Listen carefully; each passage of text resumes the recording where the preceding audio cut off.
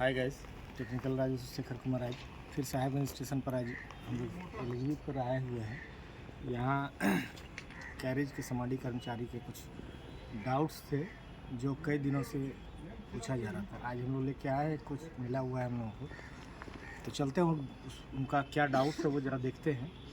पूरा कोशिश करेंगे कि हम उनके डाउट को क्लियर कर पाएँ। आप कोच में आए हैं गाइड, आके देखते हैं। ये स्टाफ है हमारे समाडी कर्मचारी के, और इन्हीं का डाउट्स है जो कि आज हम क्लियर करेंगे एयर बैलो का। तो मिल आते हैं, आओ। ये एयर बैलो के विषय में तो सबको जान गए हैं, कैसे कैसे फंक्शन कर रहा है, क्या काम कर रहा है।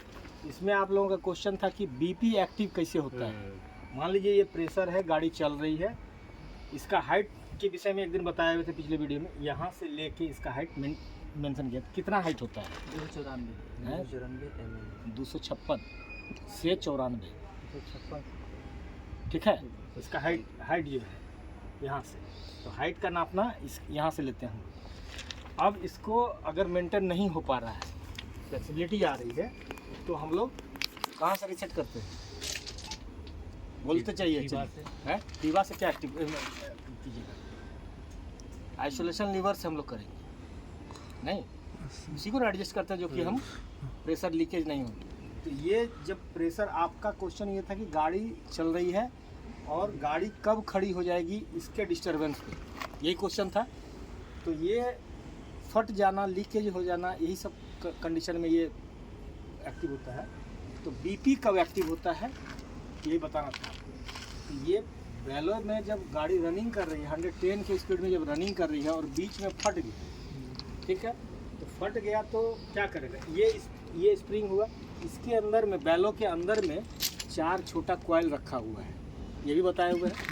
वो कॉइल इसलिए रखा हुआ है कि गाड़ी रनिंग कंडीशन में अगर फटा, 2 पार्ट हो गया, फट गया, लीकेज नहीं हम बोल रहे हैं, फट गया, किसी कारण से ये बैलून फट गया तो वो तो एक बार बढ़ जाएगा। तो जब बैठेगा तो वो कहाँ रेस्ट करेगा? उसी 4 गो कॉइल पर ही वो रेस्ट करेगा। क्लियर?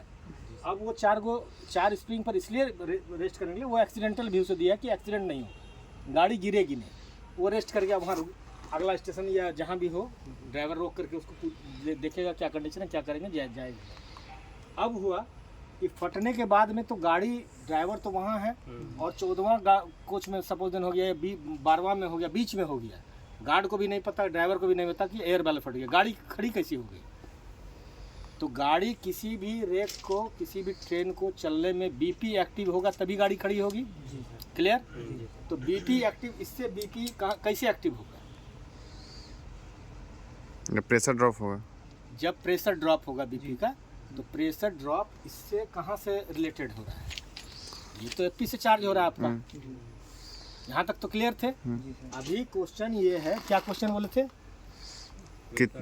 कितना प्रेशर ड्रॉप होगा? अब ये लीकेज हो रहा है रास्ते में, यह फट जा रहा है, तो इससे प्रेशर लीकेज हो रहा है, ड्रॉप। तो जो प्रेशर ड्रॉप कर रहा है 1.5 अगर ड्रॉप कर रहा है, उससे ऊपर जा रहा है, तो इसका बीपी एक्टिव हो जाएगा। क्लियर? मतलब 1.5 kg अगर प्रेशर ड्रॉप कर रहा है, कंटिन्यू करते जा रहा है, तो वो एक्टिव हो जाएगा। और एक्टिव सेंस कर ले रहा है कि 1.5 kg गिर रहा है, मतलब इसमें कुछ बड़ा प्रॉब्लम आ गया, गाड़ी को रोकना पड़ेगा। ये कोच खुद डिसाइड कर लेगा और गाड़ी को खड़ी कर लेगी। वहाँ ड्राइवर गार्ड का कोई काम नहीं है, वो अपने आप बीपी एक्टिव हो जाएगा।